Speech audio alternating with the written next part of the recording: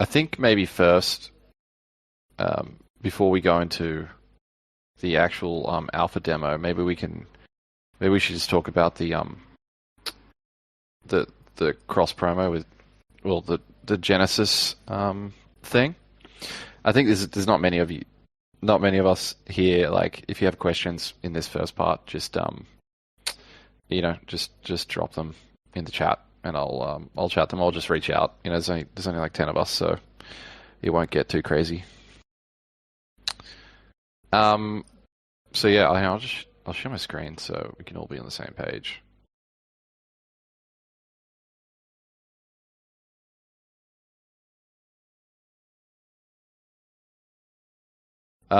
Yeah, so this all came about um,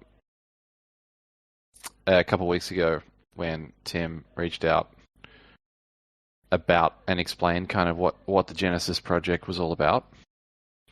And I hope everyone's kind of dived into it because it really goes along with what Loot was all about, and it's basically just distilled what Loot was about, but expanded the Loot verse in a sense.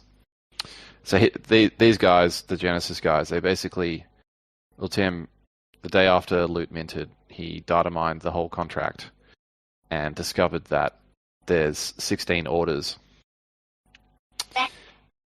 Oh, hello.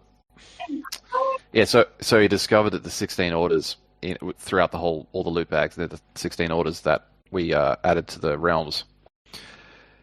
And then he realized that there's about 2,500 Genesis adventurers that can be created from all this distilled items.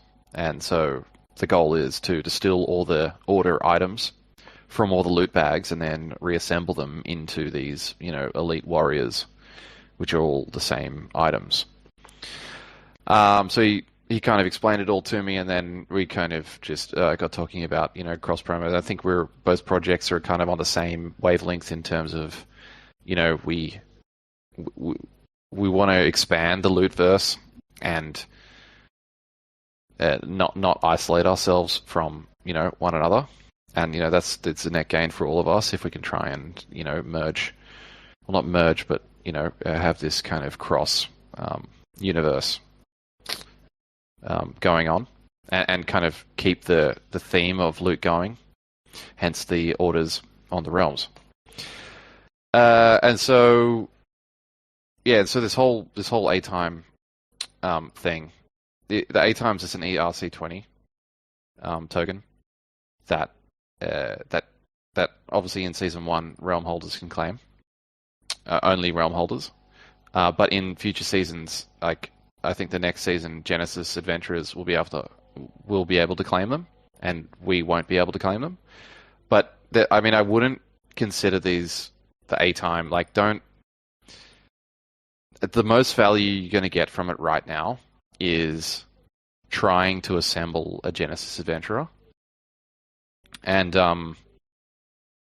yeah, I don't know. Some of you may have heard me in the chat. I don't know. Some of you may have been in the other Genesis project Discord, but there's a lot of like teamwork and coordination that has to go on to actually assemble one of these things, unless like you just buy 8 off the market and put them into one. But it takes quite a bit of teamwork. So I would suggest, if you have any friends in this space, or any non-friends, anybody that wants to be part of it, maybe potentially even try to do it assemble one of these GAs in a multi-sig, because I know Dom is the Genesis project is also one of his favorite projects.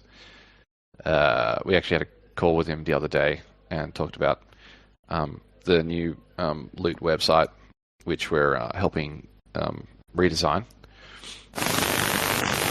Holy shit.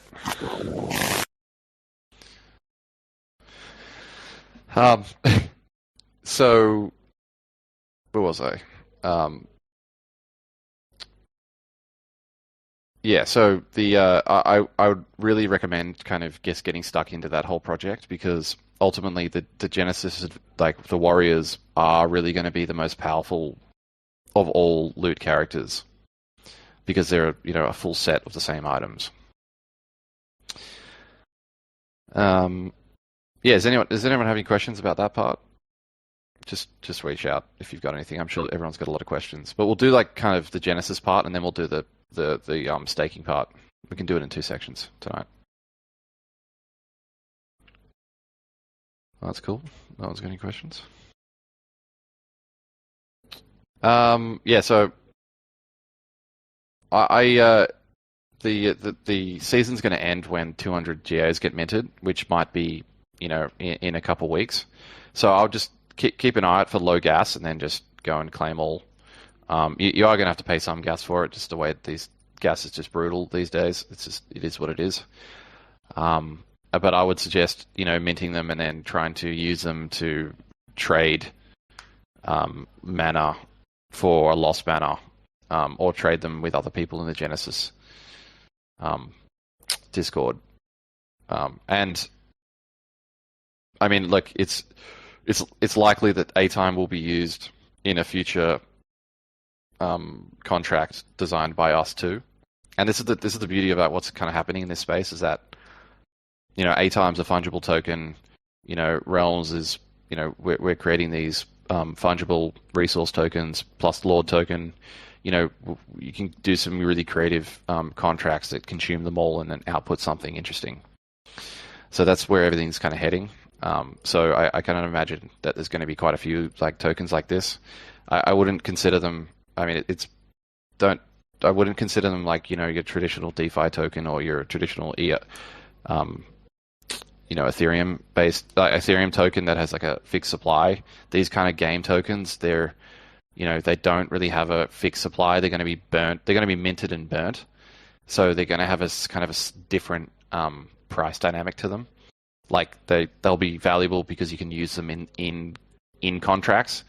They like I don't know what, someone might come up and do a LP pool in Uniswap for it, but I haven't seen that happen yet. So yeah, anyway, it's been a great collaborative project with the 2 projects. With the 2 projects, and I think it's going to be the first of many. So yeah.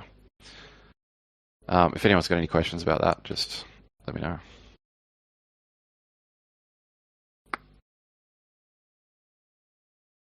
All right. Well, we can come back to that. So, I'm sure this is why everyone's really excited about. So, just to give you a rundown.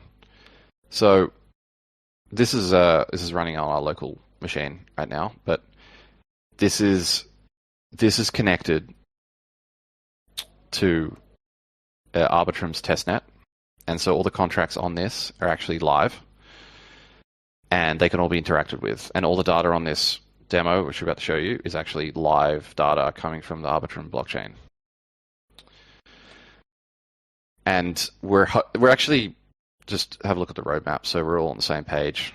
And like, I know you guys probably know, and guys and girls, we're all building this together, and like it's only been 6 weeks, and the whole concept of this has been only around for 5 weeks, and it's actually come together faster than we had planned. So, we're planning on the Arb Bridge early October, or late September, October. This is we're on track with that. I'll go over that in a second. Staking realms to earn resources, mid to late October. We're actually ahead of time.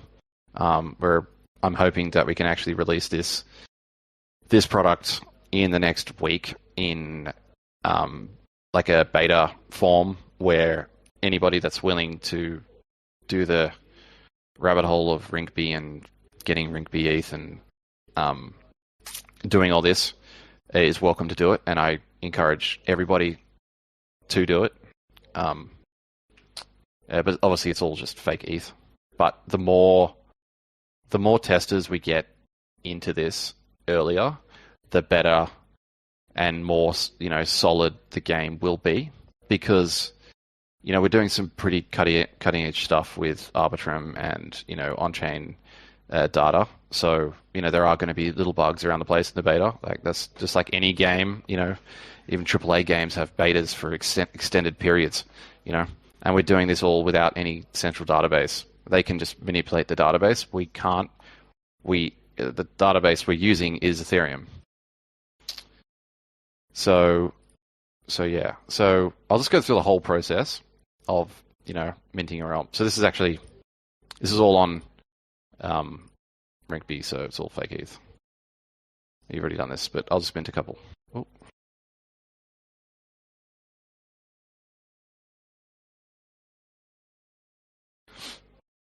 Sometimes client side stuff is a little weird. It's because I'm on Arbitrum networks. You'll all learn this when you're on the this testing.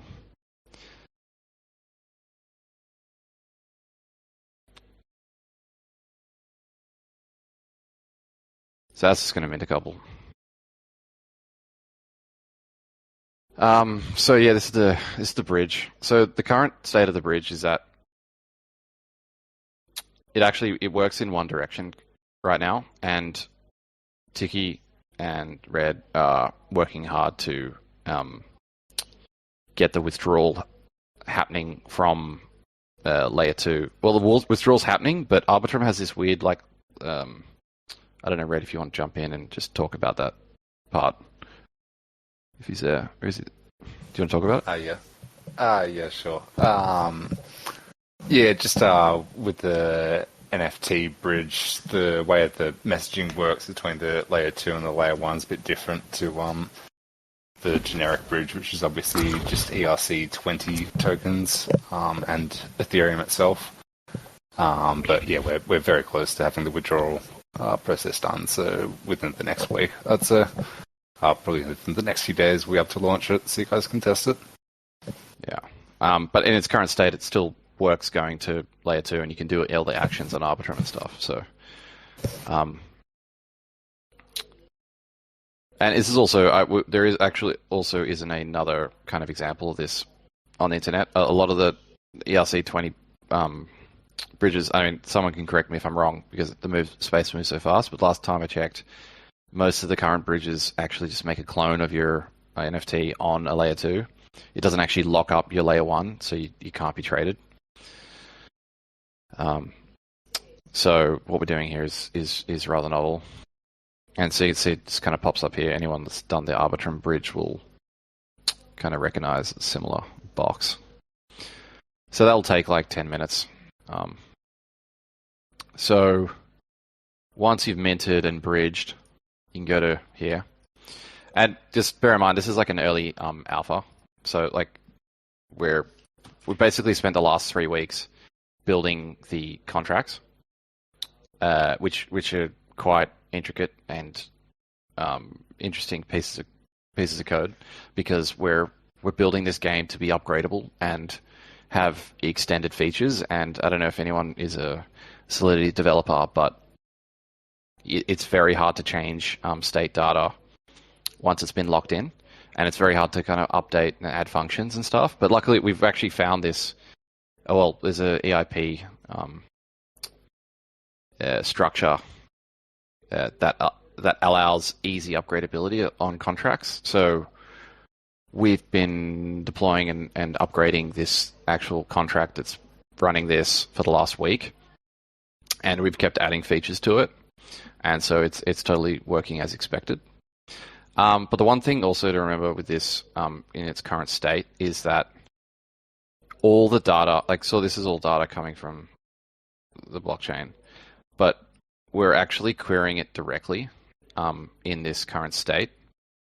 And that's rather inefficient. And so in production, we'll actually have our own subgraph, which will pull in all the data for a lot of the stuff that doesn't change that often, which is significantly more efficient. So if you notice, like this should exist here, for example, but because I'm running like 20 queries at once and hitting the Ethereum chain, it's kind of breaking it a little bit. But it won't be like this in production. But that's the reason for it. If you notice something a little a little off. Like this query obviously failed, but that will be done in production. It will be done in the beta as well. So yeah, so these are the realms that I've just bridged, and to stake them, I just need to click this. It's obviously minimally styled right now. By the way, we're just kind of working on the functions and the blockchain side of stuff. So, and if anyone's a designer or anything, like, feel free to chuck input, or if you're a game designer, chuck input, because we're building the framework and then the hard stuff right now, and then the UI we can just continuously tweak to make nicer and nicer. And so yeah, that just staked, and you'll notice the Arbitrum is like super fast. This is the testnet, but the actual Arbitrum will only be slightly slower.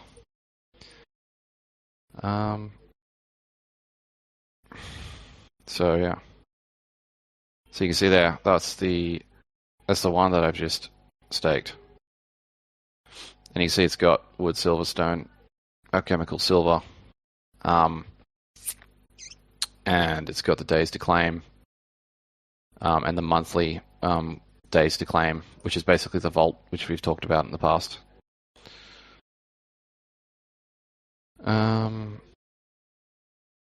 Yeah, so you can see here, almost got a full day of resources to claim, and you can upgrade your resources. And this is like the current buildings, which you can build on your realm with the resources, and you can flip. You can unsettle, which unstakes it. And you can build an aqueduct currently. We've got all these functions built, we just haven't completely found it. It's been a bit of a crazy week. We've been doing a lot of things, but it's coming together. Yeah, so the Iron Bank, this will show your whole balance for all your resources. And when I have a full day ready, which will be in like 5 minutes, I'll be able to claim it and show it. Red or Squid, do you think there's anything that I specifically missed? There's a lot to cover.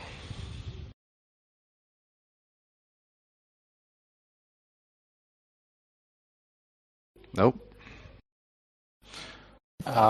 Maybe just the impact of the buildings, I guess. Yeah. And could we go through a resource upgrade process as well? Yeah, I just need to get some resources first, so I'm just waiting for that to tick over. Okay. Yeah. So we're going to. I know we said we'll release that second part of the tokenomics, of the economics of the system, and that's going to come this week. There's a few other things that we've been ironing out in this whole game, and other things in the space. So that's going to come, and that's going to explain how resources can be upgraded, specifically how buildings work. And buildings are going to work in a similar fashion to how Civ works, Civ 5, if anyone's played that game. But basically, there's an overall statistic for each realm. So there'll be overall offense, defense, magic statistic, along with a happiness rating. And these buildings, and there'll be more of them, buildings basically impact your statistics, or your offense, defense, magic, which if you sum up the impacts, you output a number between 0.5 and 1.5, which is your happiness rating, and all realms start at 1, which is neutral. And if you build, say, lots of castles, you'll have a really high defense and statistic, but your overall happiness rating will be decreased a little bit. And so your overall happiness rating actually impacts your total production output. So you can imagine at 1, it's neutral. At 1.5, it's very happy. And 0.5, it's unhappy. And so at 1, it doesn't affect your output. 1.5, you get a 50% boost, and 0.5, it's a 50% reduction in your total resource output. But that being said, if you've got a high defense stat, it means that it's very hard for people to actually raid you. So there's kind of these trade-offs in the game that we're building that will allow some interesting dynamics. And Red, did you want to touch on anything there? No, that all sounds pretty good. Yeah.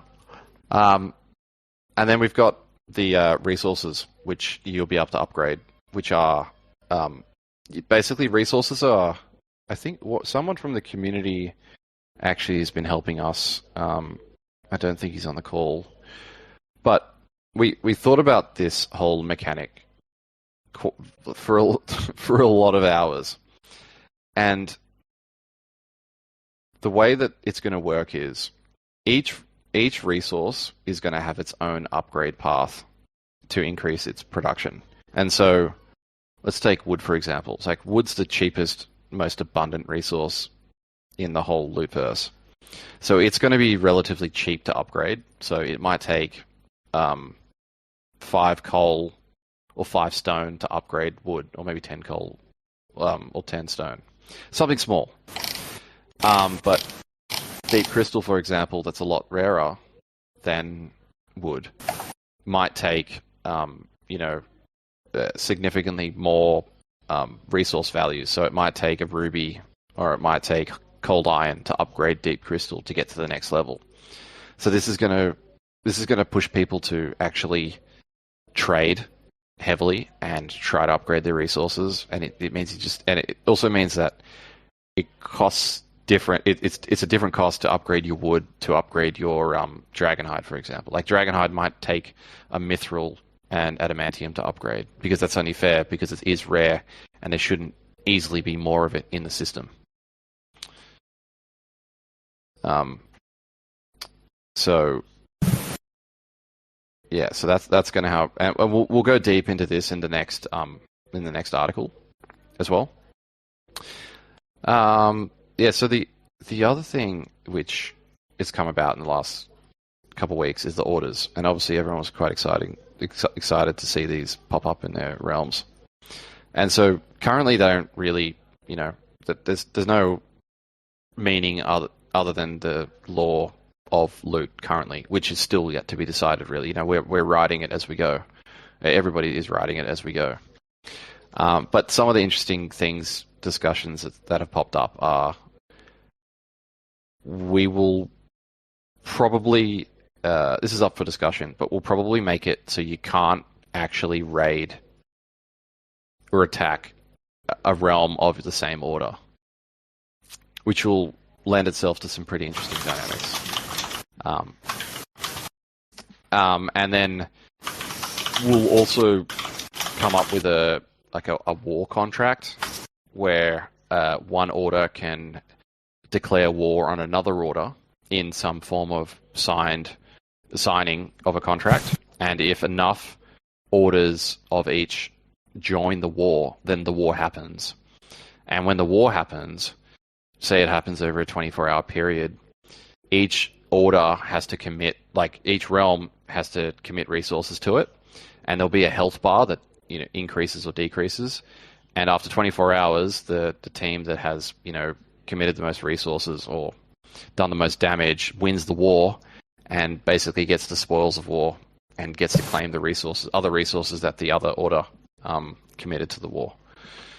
So there's all these interesting contracts, and if anyone's got any cool ideas around this, just drop them in, because basically we can build whatever we want, and we want as much input from everybody as possible. But this is the framework that we're building now. So these resource tokens and the staking dynamic and the claiming, this just builds the framework to allow these interesting games to pop up. And ultimately, it is play to earn, really, because if you're engaged in this game, you're claiming your resources, you're trading, you're upgrading, you're fighting these wars, or you're raiding people. You're generating resources, which then you can trade for lords, and then you can trade back into ETH. So, it will actually be profitable to play the game. And also it should be a lot of fun.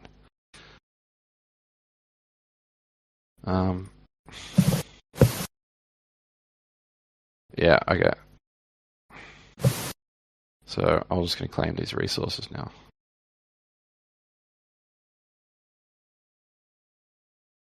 I've some of these in the beta. A day is going to be 1 hour, and a month's going to be 1 day, just so we can claim more stuff. So that was, I just claimed my resources, and they should appear here. Oh, 80 of them did.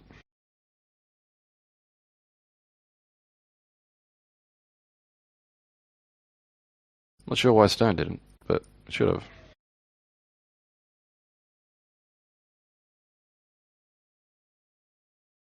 So we've probably calculated, like, this needs to be tested in production, but it's probably going to cost about, for a 4 resource realm, it might cost between 40 cents to like 60 cents to claim to do this. Now, if we were doing this on mainnet, it would be like $40 at least, which is kind of nuts. There we go. Got silver, deep crystal.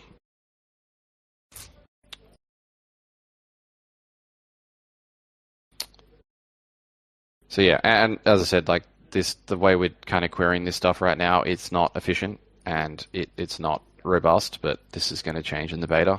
We just need to set up some subgraphs, but to test it, it doesn't make sense to set up a graph until we know the exact data that we need. So that's why it's a little funky. But this is an alpha, remember. Like, we're looking at a game that's running on a decentralized database.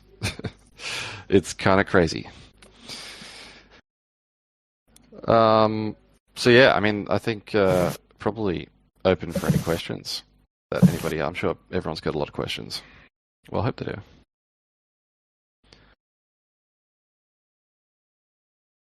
It's type. Oh, here he is. Here's a question. So, alongside an idea for something alongside war is maybe if we try and like have maybe, kind of games and tournaments between the realms, so it's not all necessarily bloodbath a war and destruction. But like, oh yeah, I mean, like for jousting sure. or whatever. Yeah. Kind of thing. Just so that it's kind of got that world building appeal versus just murder. Well, maybe that type of stuff can be throughout. There's no limit. Like, you can only declare war on another order, but like you can have a tournament between any order. That's interesting. Yeah, I like that. I mean, and that's like that type of thing. It in a sense it's a similar function to a war, because you just kind of say to joust you need to, commit 20 wood or something, and it's like a pretty friendly battle that there's an outcome that happens. But yeah, I like that idea, and it could turn into like a bigger set of games or something. Yeah, that's nice. And then just one other sort of thought is the overall kind of like lore and wrapper on this, is it kind of medieval? Is that you guys are much closer to the overall Loot universe than me, for sure. But have you looked at Loot? You like seen the bags? Well, you've read the bag. Yeah. I mean, I guess they'll lend themselves to kind of fantasy, medieval-ish kind of, that sort of style of storytelling, I guess. So yeah, just so this is all building into that, I guess. Yeah, exactly. So it's kind of like, I don't know, like kind of like Skyrim. I don't know. It's like kind of like fantasy. Yeah. Yeah. Because in theory, there's nothing to stop you having an alternative wrap of this, which is StarCraft, kind of like set in space. Like the mechanics, everything is literally the same. At some point, you could just fork it into being, another type of gameplay. In terms of people who lean into science fiction stuff, might find a lot more appeal in that. If there was ships and exactly, and whatever. I'm just curious if it's like you are just heading into the kind of medieval kind of lore world.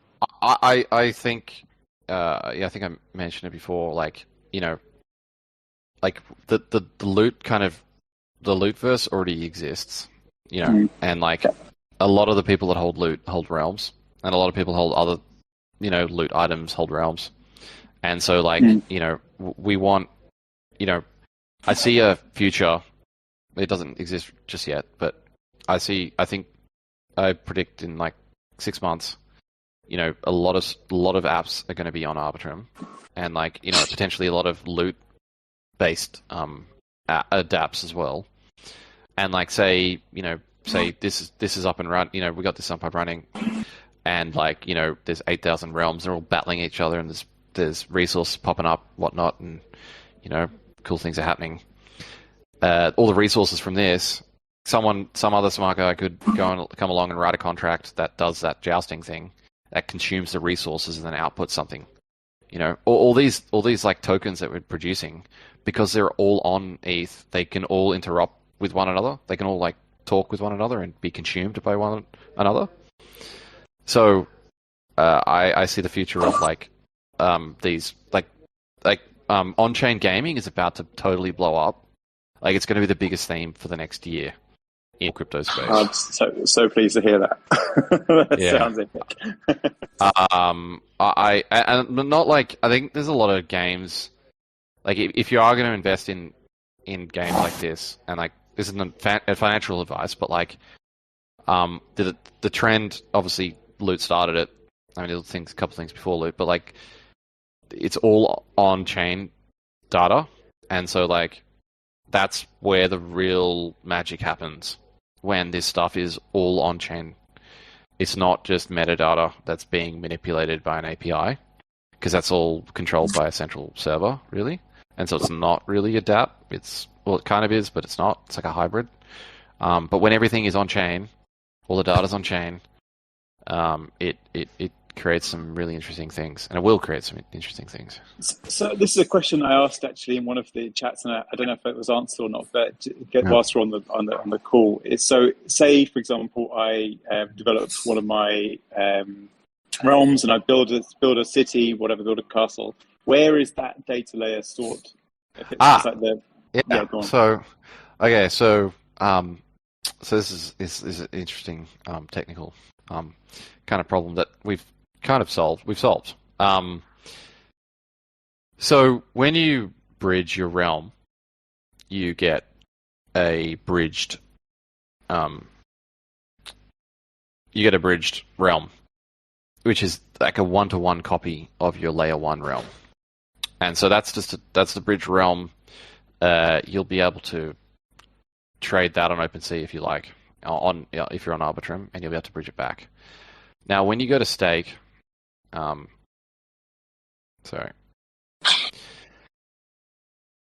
you go to stake, like these things. So basically, when you hit stake or settle, we've actually decided to change it to settle, not stake.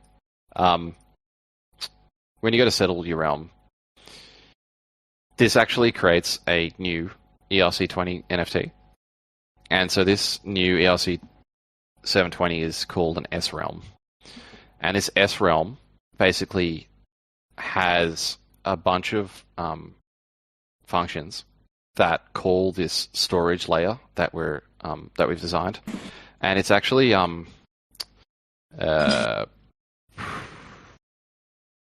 was going to bring up the code of it, but no, I mean, I'll drop it in the link.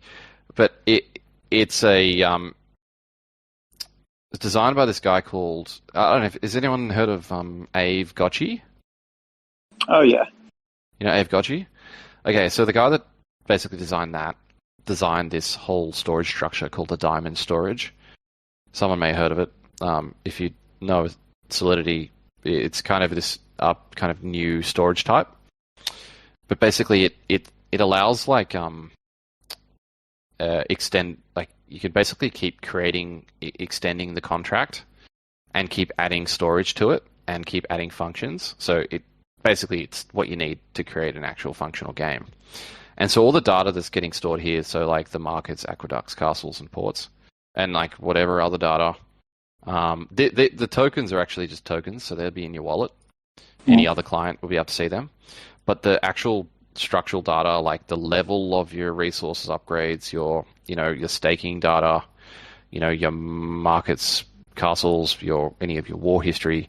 This is all stored in this diamond storage contract, which is what will keep expanding. And then the ERC20, that OpenSea won't support this right now because it only really supports metadata, and in some edge cases supports like on-chain data, but like it has to be specifically kind of called for that.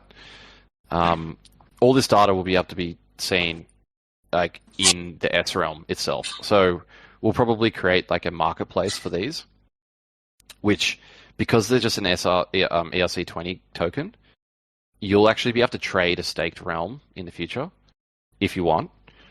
So say you've built up this whole realm with, castles, you've got production to max and whatnot, and say you just decided you want to sell it, or someone makes you an offer, you'll actually be able to sell it as a like just like any other NFT, and you'll transfer the S realm to the other person, and the other person will just basically pick up where you've left off.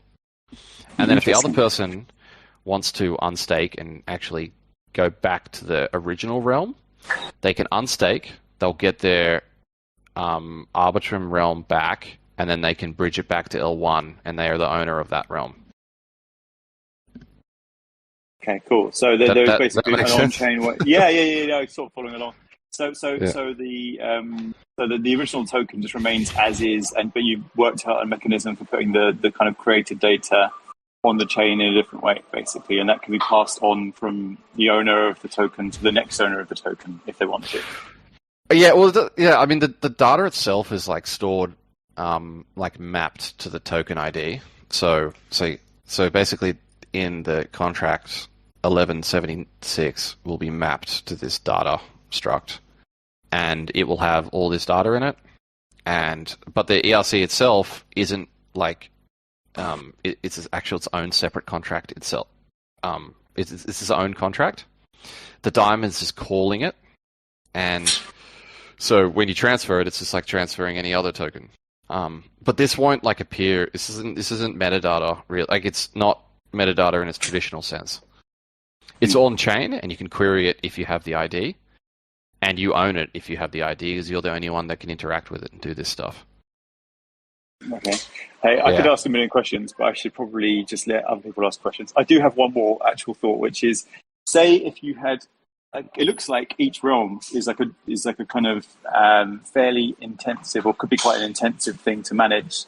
Do you imagine that people will be able to effectively manage more than a handful of them themselves, or do you sort of foresee I don't think all probably. Well, we're going to build a function where you can just claim all, probably. We haven't built that yet, but that can be done. And so you have to claim all resources in like one button. But other than that, like it's not going to be, and I think we want, I know there are some whales here, and obviously we want to support whales as much as possible. But like I think we need to support everybody, and so like I think the more realms you have and the more you stake, like it's just like. I don't think there's it's not really that much work. Like you got to perhaps come in, claim your resources, and that's really it.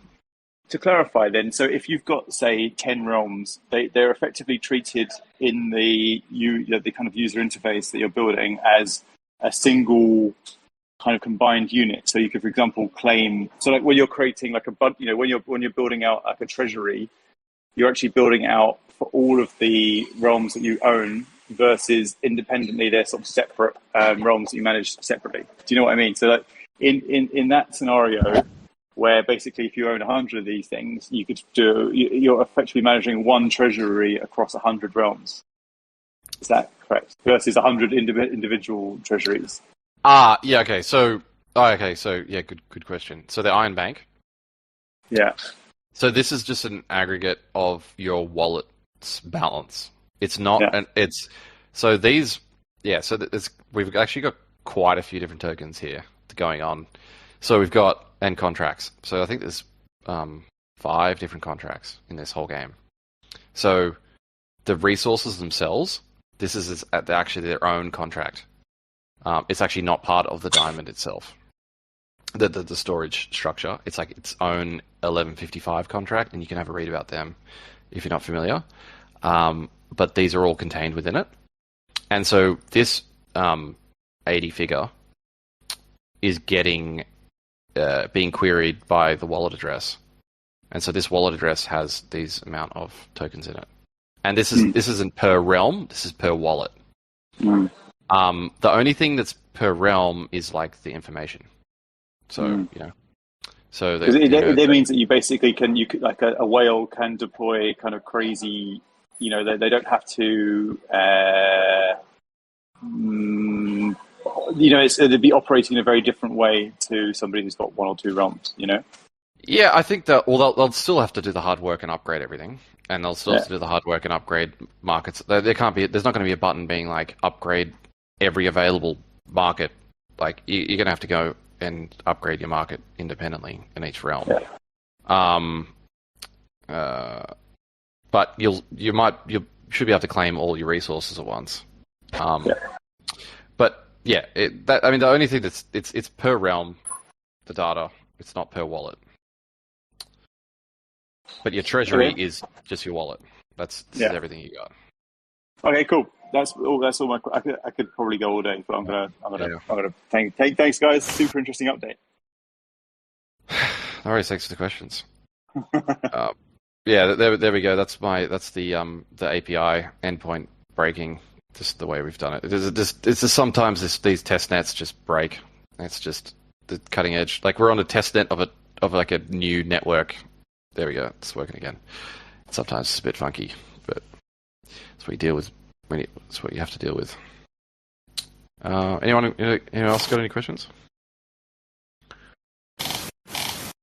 I have one curious question.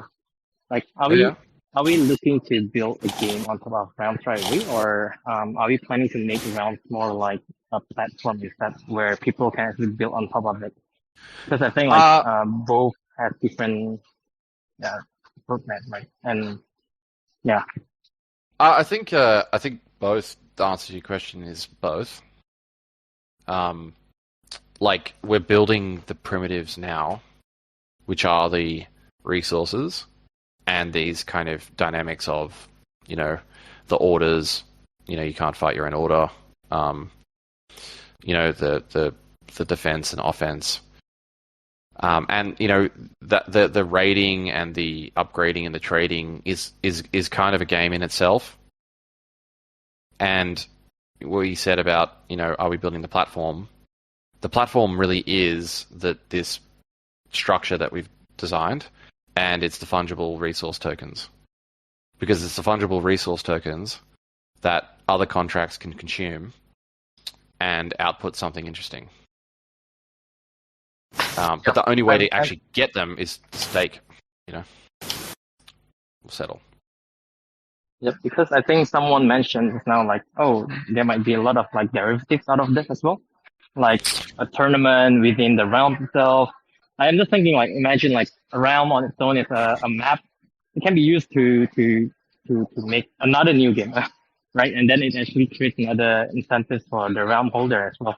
And then I think would probably make the project more interesting. Yeah, no, I think that's. I mean, and this is the beauty of an open DB, right? Is that it can just lend itself to all these mini games, because the Secretive came up with that idea of tournaments, and that's a great idea. And someone can come along and basically write a contract. And the really cool thing is, like, so some just random anon can come along and write a contract, and we'll audit it, and we can audit it and make sure it's all secure, and then we can approve it. And maybe the contract says 2 people need to sign it and commit resources to it, and the winner gets something, maybe gets some new NFT, or gets the other person's resources, and then maybe the designer of the game actually takes a little clip too, so they get paid. So yeah, there's a lot of things. There's a lot of things that can happen.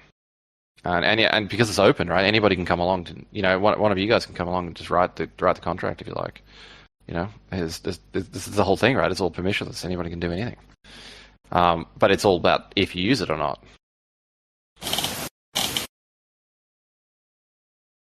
Thank you. Yeah. Really bullish about it. Yeah, I've got so much adrenaline running the last 6 weeks. It's been crazy, but we're pumped to just get this. But it's come together. Like a lot of this stuff, I think in most things, it's all like, it's all kind of theoretical. And then you build it, and like you just get. It just comes together and it just feels great, and it's coming together really, really fast. And yeah, we can't wait to just have this on beta and just watch it roll out. It'll be awesome.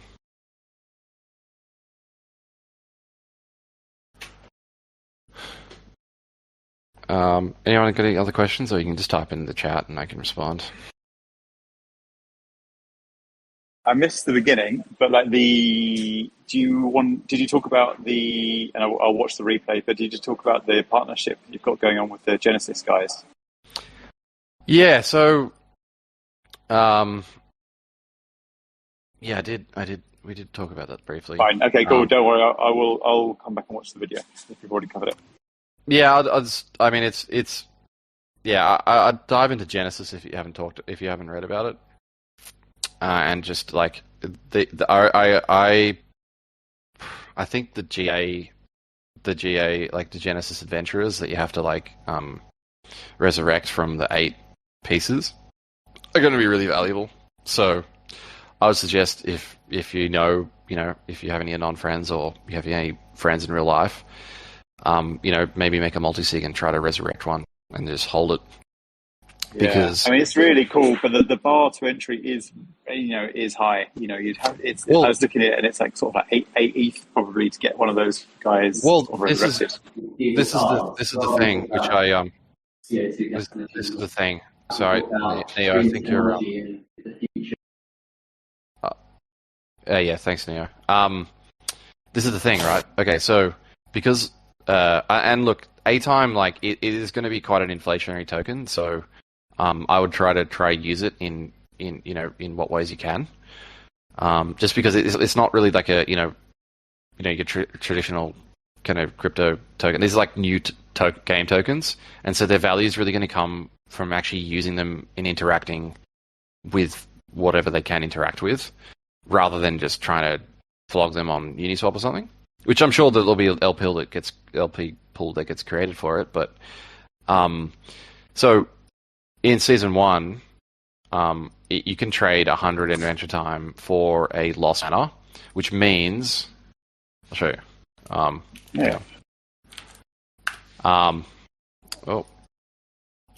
now everybody knows my wallet address. Oh, well. I think everybody figured it out anyway. What is it called? Oh, wait, that's not lost mana. Oh man, how bad is OpenSea in terms of the search? It sucks.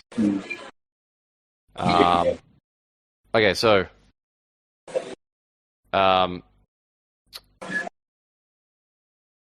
lost mana. So you can basically trade 100 Adventure Time if you have one of these for any other for a lost mana. And a lost mana is like, I think there's 100 of them. And which means that you can buy basically, so what's the cost? So the floor is 0.45 right now. So, yeah, so it's probably going to cost 3.8, probably like 4, let's be real. For 4 ETH to resurrect one. And because you can use the A-Time to trade for a lost mana, you'll be able to, say, get all the floor ones and then trade one for one and get one. So see here, we got 2 Enlightenment weapons. what's maybe,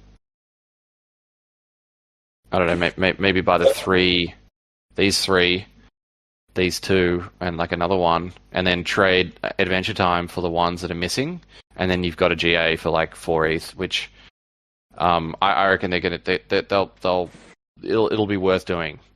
Not financial advice, but I really think they will, because the way that Dom is planning his like his new games, like he's he's got an inkling that Genesis is one of his favorite projects. Like he really likes likes Realms too, but I'm assuming everyone here is also quite deep in Realms anyway. So it might, like it'd be worth trying to like get your tendrils in some of these. But this is why it takes teamwork, right? Because like you basically have to find like 8 things, or unless you're like some loot whale that just has them all, but not many people like that. So I'd suggest getting like 2 or 3 people together and like getting a multi-sig and like trying to resurrect one and just hold it together. And it's kind of fun trying to get one as well, because it takes like get into their Discord and like try and trade one. It's all pretty fun. Yeah, well, I mean, I don't hold any loot, but I'm now a little micro whale in the in the time coin world. So I don't know. I'll see. I'll speak to Grug, the Dark Lord, and see if we can maybe make a start on something like that. And if anyone's interested in that, yeah. Well, I'm secretive in the Discord. Just say hello. I think what, and like this is coming all so fast, right? Like I barely slept in the last week, because along with getting this the whole thing done, along with the staking thing, and a bunch of other stuff. It's been crazy, but like yeah, it like the orders. So like I'm sure everyone's got their own like orders now, and like like right now the orders don't mean anything, but I think they're really cool, and people could naturally shuffle into them, and so like just like rally behind it. Like if you've got heaps of Titans, or like your best couple of realms are Titans or something, then like rally around Titans and like try and get a Titan GA, because like the way this game and like the whole universe is going, perhaps if you have a GA of Titan and you have a realm of Titans, then like I don't know, something amazing could happen. And this is all basically for us to create too. So that's me. Yeah, that's my 2 cents. And like the Genesis have got a bunch of, they got a channel for every order, and like we're thinking of doing that.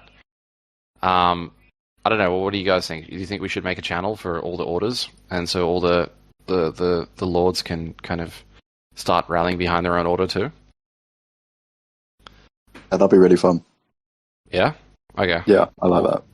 We'll get it done. Yeah, I think it's fun too. So, I mean, I think my realms, I've got mine are like naturally leaning towards 1 too.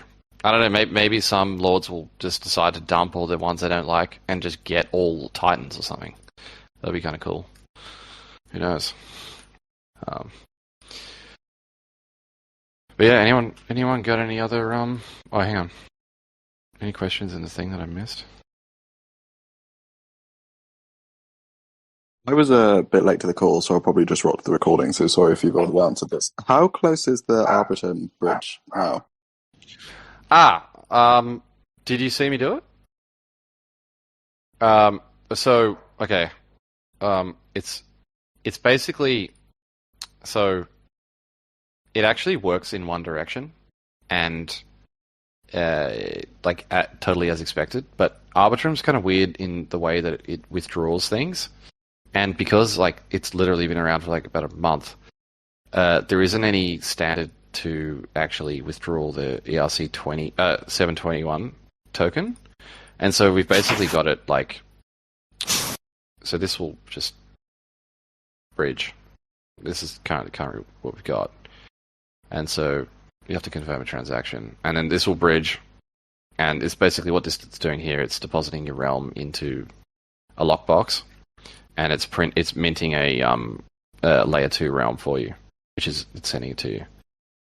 And so your layer 1 realm will be in this lockbox until you go to withdraw it.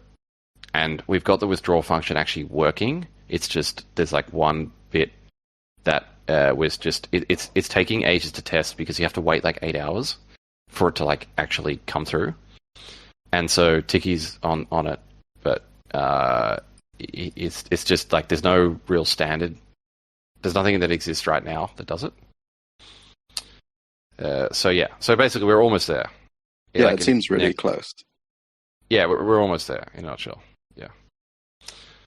But yeah, I'm not sure how late you came, but we're going to release this like on Rinkeby testnet in this week, by the end of this week. Perfect. Yes. And so even if you can't withdraw even if we haven't got this the total withdrawal from layer 1 completely sorted, we're still going to do this because you'll still be able to go and test all the other stuff, and which we want everyone to do ASAP. So and the other bits, but I'm expecting that we'll have the other bits done in the next couple of weeks.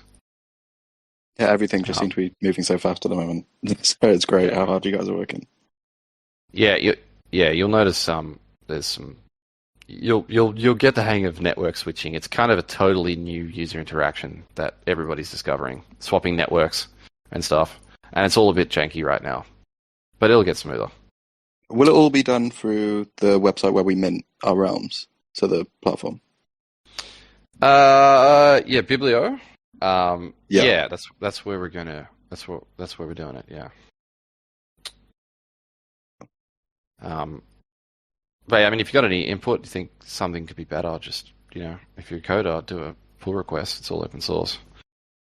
Or if not, just drop it in the chat. Hi. Can I ask a question? Sure. Great. Thanks. I love what I'm seeing here. I love the Civ 5 gameplay, and I really love that you can develop stuff on this.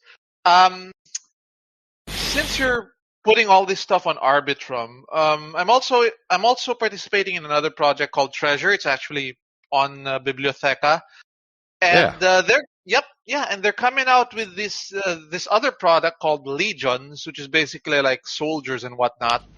I was reading the documentation of Realms. I was reading the stuff about this staking update, and I was under the impression that you could soon stake other loot derivatives onto Realms. Yes. Is that still happening?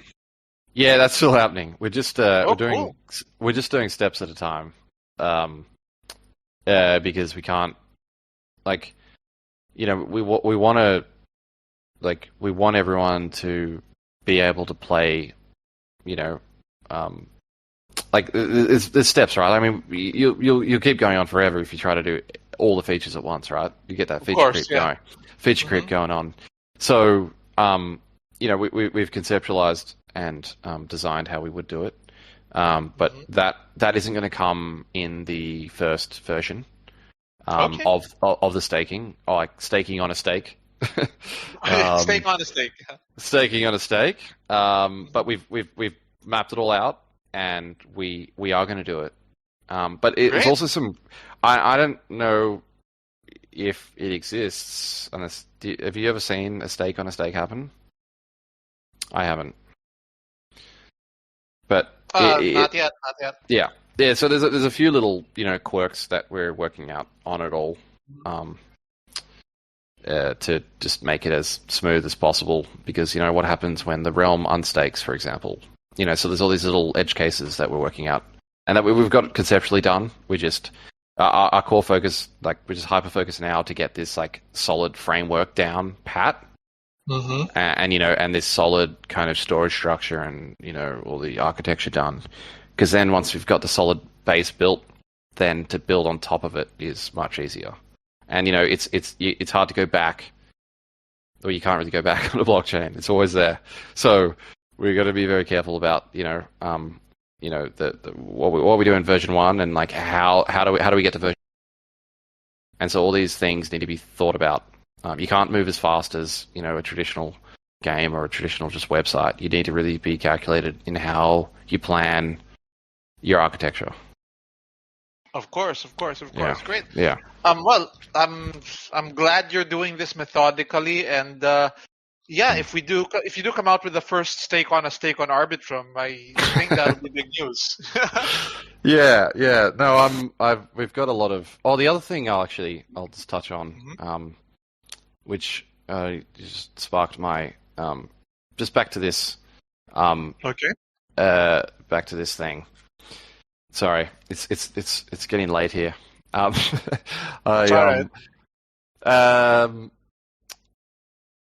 So there's actually 16 lost mana in this wallet that signed this this article, and we're going to be releasing a puzzle in the next couple of weeks that will be all on chain on Arbitrum, and you'll have to solve it. And if you manage to solve it, you'll get sent the lost mana automatically. So it'll be a fully on-chain puzzle on Arbitrum. So that's what we're working on as well. Which I'm hoping that will bring a lot of attention to Arbitrum, and then hopefully, we'll show people the power of it too. That sounds amazing. Yeah. All right. Well, looking forward to settling our realms on Arbitrum then. I appreciate it.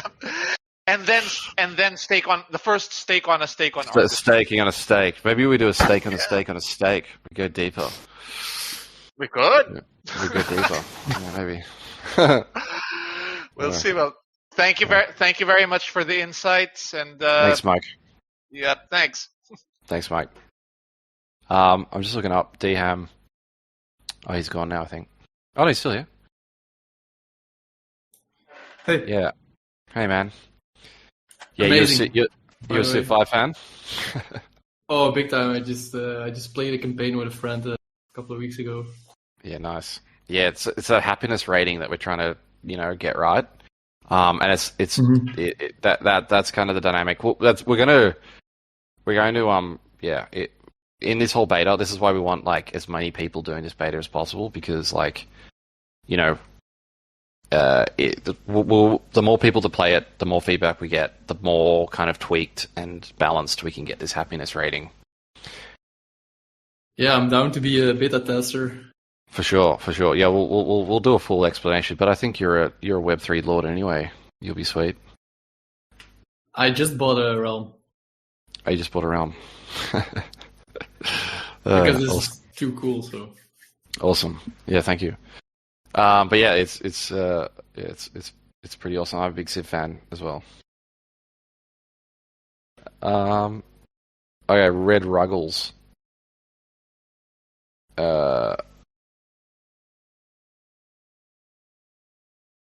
How do you get the loot bags?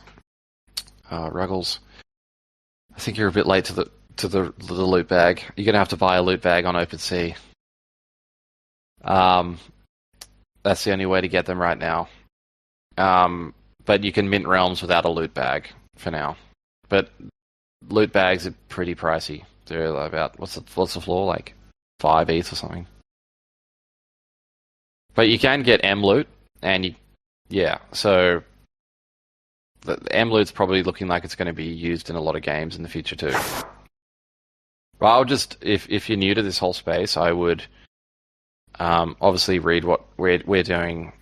Check out Genesis Project. Look at the main loot website and look at loottalk.com. There's a lot of interesting things happening. And yeah, it's a bit overwhelming.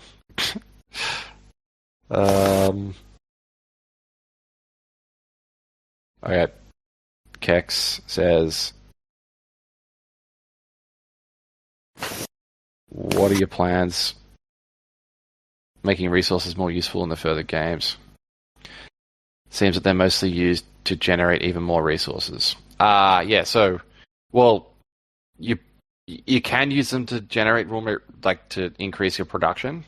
but your production basically to upgrade to to upgrade from level 1 to level 2 will cost maybe, let's say 10 units of 3 different resources.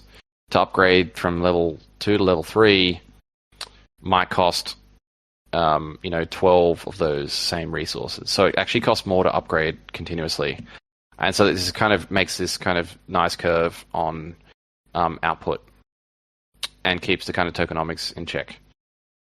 But then you've also got the buildings you can construct, which will add to your offense, defense, magic, and happiness rating, which then will impact your resource output increase or decrease. And then those statistics will be used in how do you realm another realm.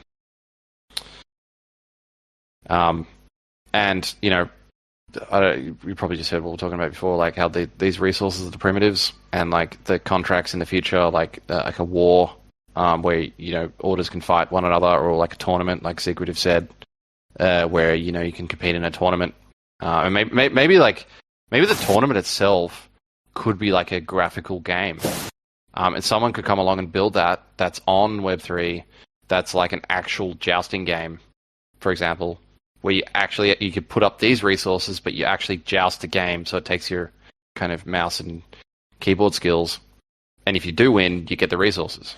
Oh, that would be wild. That would be wild. Yeah. Well, that's like totally possible. Like someone could come along and just write that game and connect to the contract and say, if you deposit wood and stone, you can joust in this game. I mean, the way I kind of imagine it, see, I guess one of the questions I was asking before are kind of a vision style questions, i.e., like you guys probably have a mental map or a mental vision of where you think this will ultimately get to, be that in 6 months, 12 months, 2 years, whatever. And I think it's that I think that I'm interested in sort of hearing about. So, for example, if you imagine, so you talk about Civilization 5. Are you imagining that eventually this will get to the point where this is a sort of mouse-clicking style game, in effect, where maybe. you are managing... yeah. Well, it comes down to, like, right, what we're saying, what we're talking about, the Iron Bank and, the primitives here and stuff. These, like, what we're doing with the staking,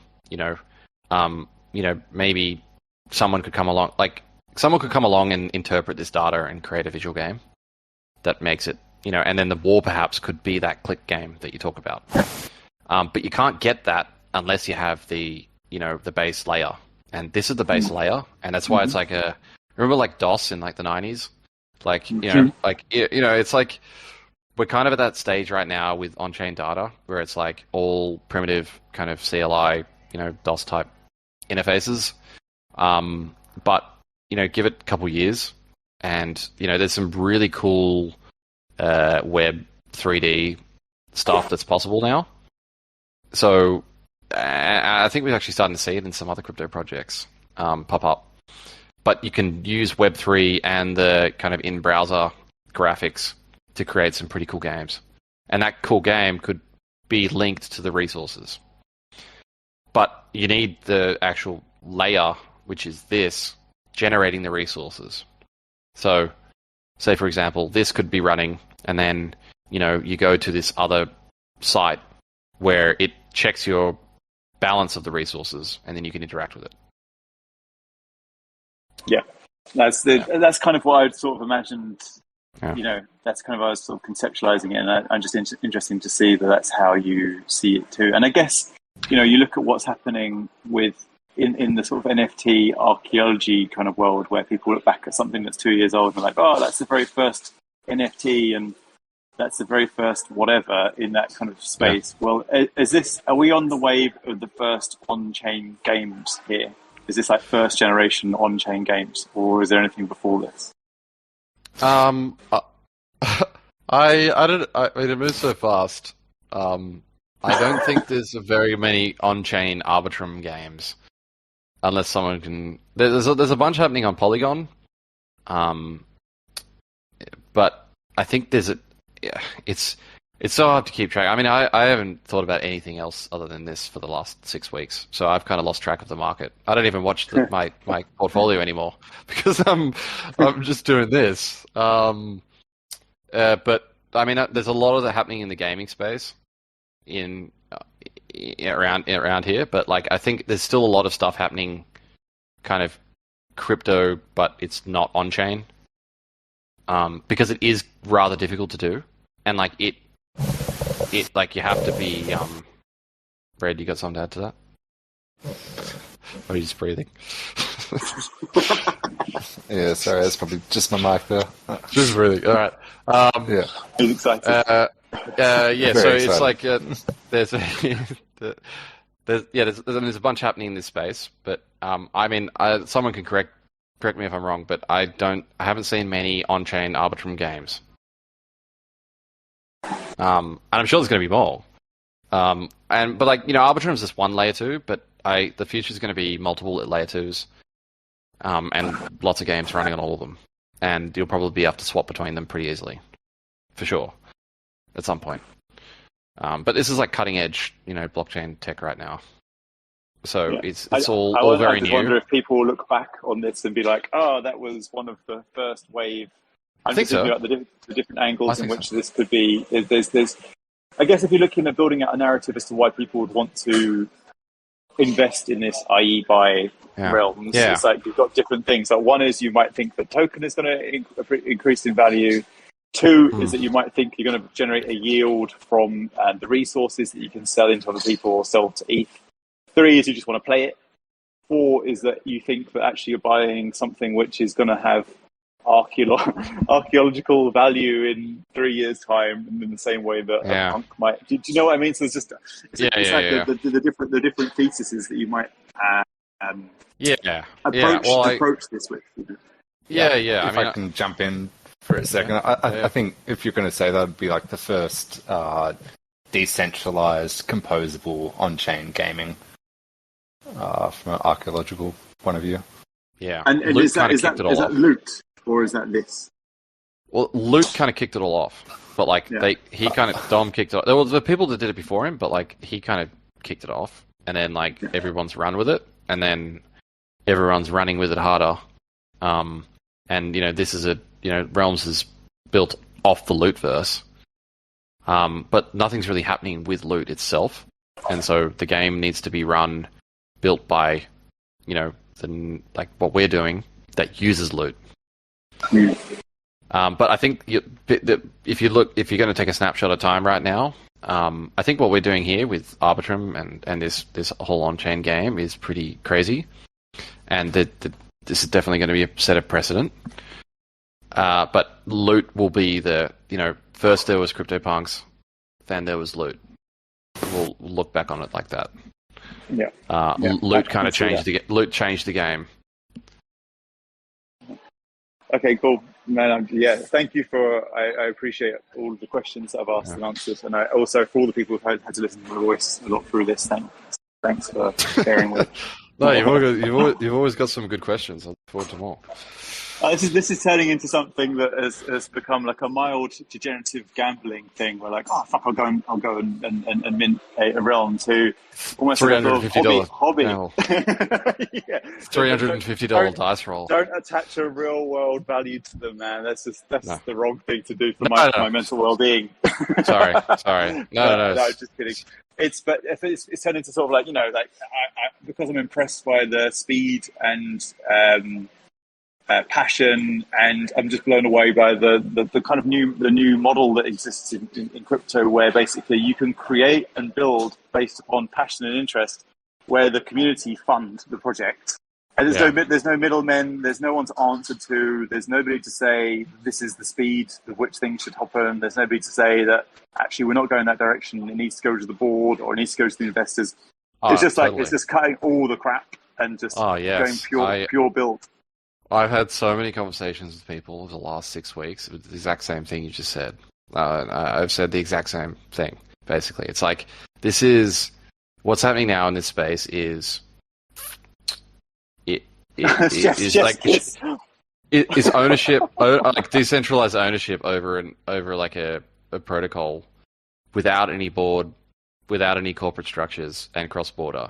And so anybody in the world, it's like the ultimate idea mediocracy, where if you have an idea and you can buy in, like if you like the project, you can just buy in, and that's your shares. and then you can contribute to it whatever way you want, and everybody wins. So, and I think this, like, just stepping back from what we're doing here and just the total like macro trend of what's happening, like that exactly thing what you just described, that is going to be the fundamental change this decade. In like across the world, it's this kind of decentralized workforce, shared ownership over protocol, or some kind of community asset, where anybody in the world with a shared interest can come together and own something and contribute to it. It's so powerful. It's just crazy, and the feeling is like electric. It's just and like when people say what's an NFT, it's a JPEG kind of thing. It's like, wow, God, man, like it's so far. It's so far from being a JPEG. It's that's just the first interface of it, but like it's so much more. Yeah, no, I'm totally. Yeah, I'm very excited.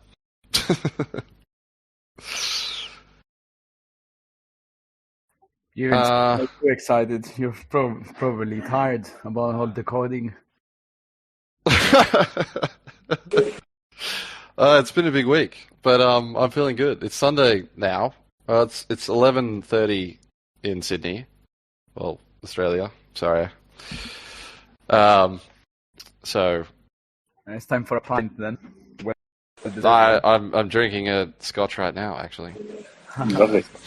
A couple of questions, if I may. Yeah.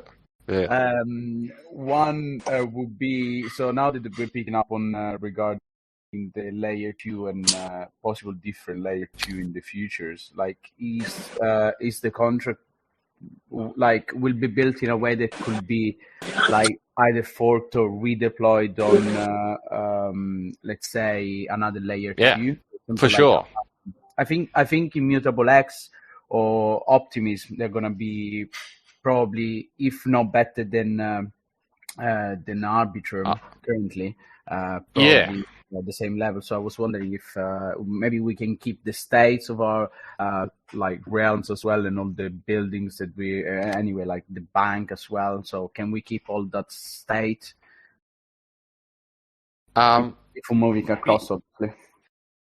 So they're all the layer 2s. They're well, I'm pretty sure. Well, they're all just basically they run the same Ethereum virtual machine as Ethereum does. Well, Ethereum is Ethereum virtual machine, but they all run the same thing. So, me deploying this on Ethereum is exactly the same as me deploying this on Arbitrum, and it's exactly the same as me deploying on Optimism. It doesn't change the code. But what you said about transferring to another layer, that could be done. It might require a couple transactions, but yeah, I mean, everything's on chain, right? So as long as we could write a contract that takes all the data from an S realm and that injects it into a Optimism S realm, for example. Yeah, it could all be done. Okay. There's also an interesting proposal in the Loop Builders Discord at the moment, where core assets could stay on the layer 1 with a messaging service to layer 2, which instead of the traditional sort of bridging a resource across the next layer, you just prove your ownership of it through a signing to layer 1. So that would sort of solve that problem as well, where we can easily move around ownership of assets between the layers. Yeah, that's great. That's great. I got another question regarding the Wonder Guardian tax, which we just read few things in the latest, not the latest Media Market, but the one regarding the Lord's token economics. Also, yeah, if there was any UI implementation of the Wonder in on the website, and also like if there are any news about the Lord's token economics, and like this is like the we've basically we've written the Lord's contract, and we're it's not in this demo right now. We're just getting, because there's basically there's a lot of different tokens going on, and we've got 1155 for the resources. Then we have an ERC 721 for the S realms, and then we have a ERC 20 for the Lords. And so we're just doing one bit at a time. And the Lords is kind of like the Lords is kind of the simplest thing. So we'll just kind of leaving it to last because it's just an ERC 20. And so the dynamics of it basically when you stake, you'll start. You would have seen the curve from that tokenomics article. Like it'll follow a emissions curve accordingly. So how many realms have you got staked? How many total realms are staked in the contract? But there's more to come on that in this article. What was the other question about the wonders, right? Yeah. So yeah, the wonders. I mean, what we said in that article, that hasn't changed. That's what's going to happen. We're still just working out the best way to distribute it, but it's going to happen one way or another.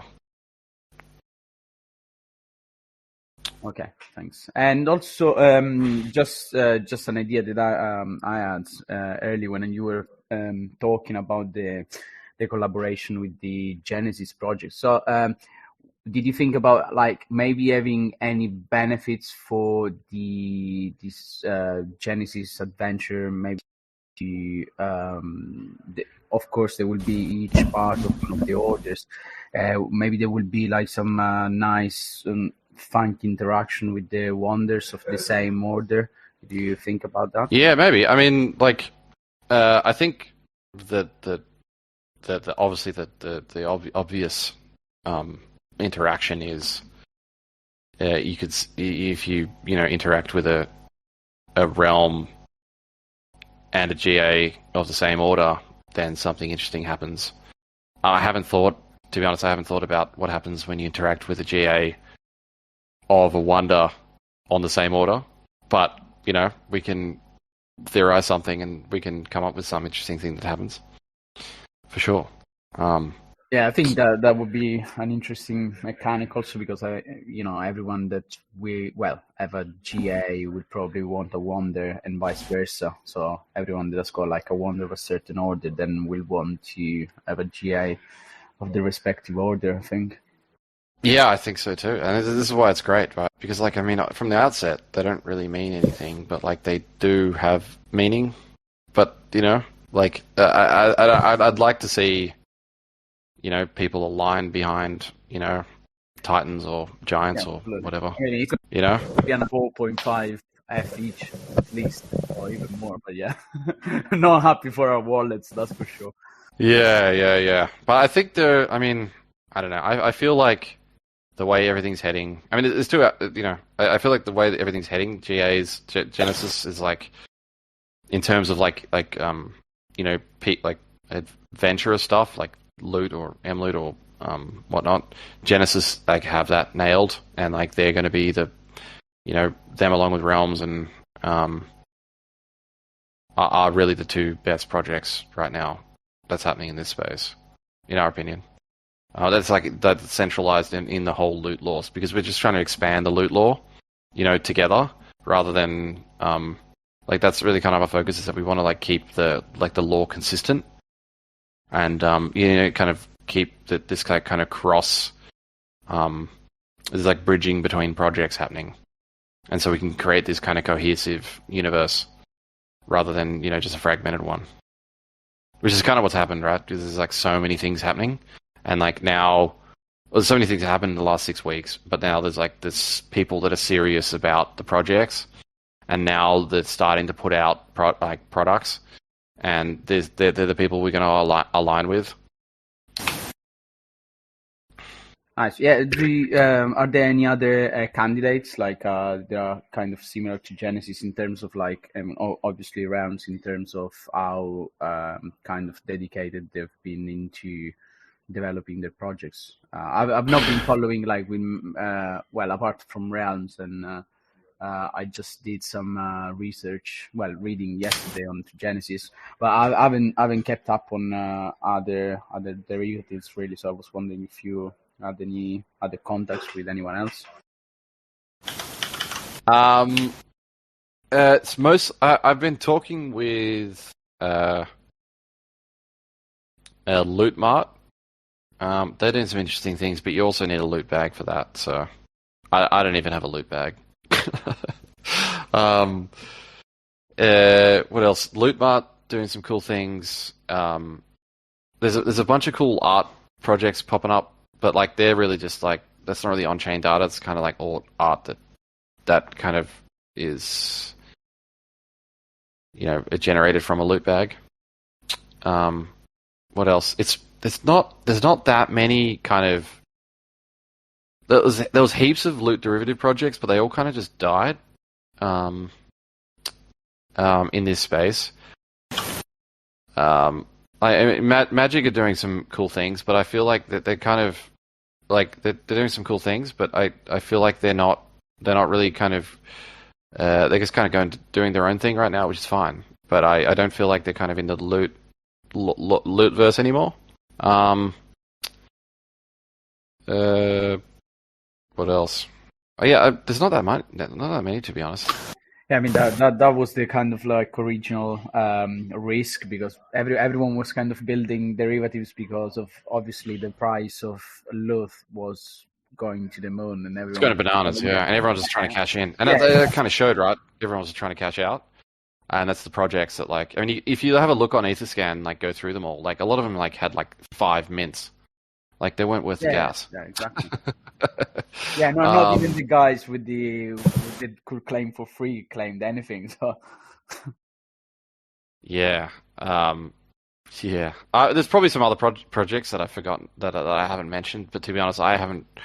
My core focus has just been just this. Like it's consumed me for the last 6 weeks. Well, hopefully you'll find a wonder then. Soon as a reward. I am convinced the mint lords just hate me. I minted a few more today, and I got like coal and wood. Oh, classic. Well, I was actually checking, and the probability is like almost all-time high. It's like 1.5% today. Yeah, but Dark Lord. We've got another Dark Lord now. Didn't Cuppy just mint like 200 or something? Yeah, I think so. That's wild. What's the tally at in terms of left to mint? 542. 542. Yeah, that's all. Wow. Oh shit. Well, in a way, I'm looking forward to it being done, just so that I don't have that constant nagging feeling of like I should be selling other things to be able to do this. I'm just looking forward to it being like the temptation to roll the dice to be gone. So Yeah. So next you will have to pay more on OpenSea. Yeah. I think it'll be good once it's all done. It'll be a less distraction for everyone, and me included. Yeah, agreed. Yeah, and hopefully when we get these realms all minted, we can get the blue tick on OpenSea. Yeah, we get the blue tick, and like you can actually find realms, because like you can't even find it if you do this.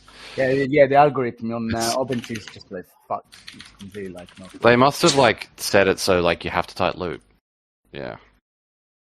Anyway. No, thank you for the answers. Thank you. No worries. Thanks, Dark Lord. It's always a pleasure. Any other questions? I don't know. The chat's going wild. I don't know where to look now. If anyone wrote a question, just say it, because it's going to take me a while to read through that. Unless there's none left.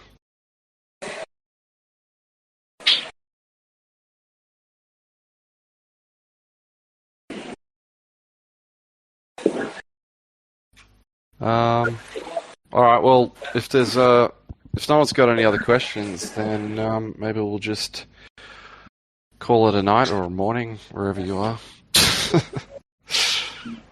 Thank you. I think that these calls, I think that the communication is great, and I think that of the things that I observe, I think the things I think you do really well are obviously building. and speed. I think having a sort of clear vision that you're working towards, and not being diverted, even though you're sort of keeping in touch with developments that are happening elsewhere. Partnerships and integration into the bigger universe, I think it's really important. So that's you're doing really well at that stuff as well. So there's got a lot of really positive parts of this team. So thank you. Yeah, thank you very much. We've all got this little baby now, so let's take it to the next level. So I'm sure if any other questions pop into your head or any ideas, just drop them in the chat and let's all build it together. Awesome. All right. Thanks, everybody. We will talk to you soon, no doubt. Cheers. Bye. Thanks a lot. Good luck. Bye. Bye-bye. Nice. Bye-bye. Bye. For your drink. I will. See you later, guys.